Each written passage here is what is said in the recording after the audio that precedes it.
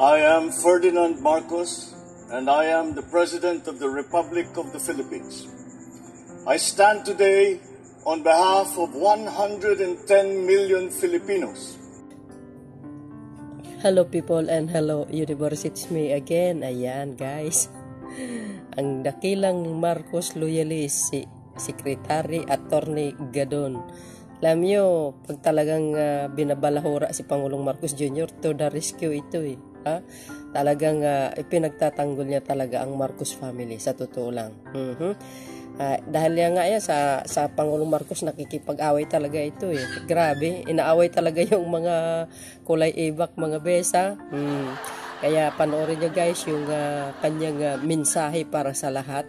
Talagang pinagtanggol niya ang Pangulo.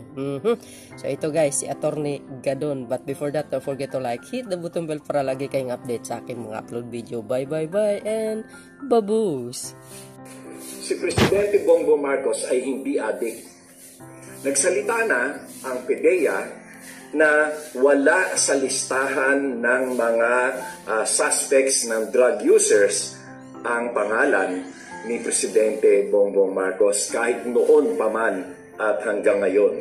Hindi adik si Presidente Bongbong Marcos.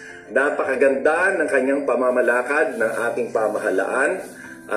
Sa katunayan ay sa kauna-unahang pagkakataon sa loob ng 18 taon ay tumaas ang ating employment rate ng 95.8%.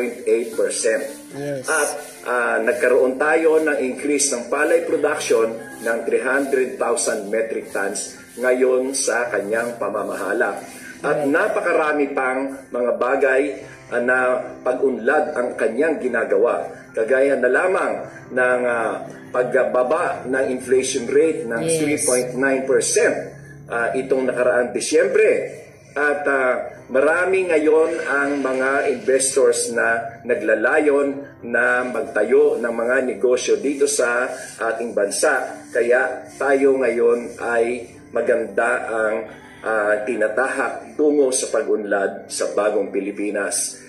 Kahit tanungin ninyo ang mga gabinete na ang lahat ng aming ginagawa ay talagang sang-ayon sa direksyon at advokasya ng ating mahal na Presidente Bongbong Marcos. Si Presidente Bongbong Marcos ay isang adik sa pagmamahal sa bayan, isang adik sa pagtatrabaho.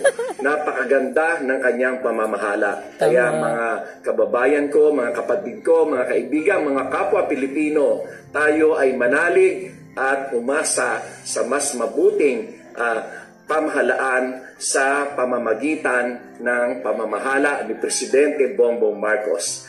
Maraming salamat.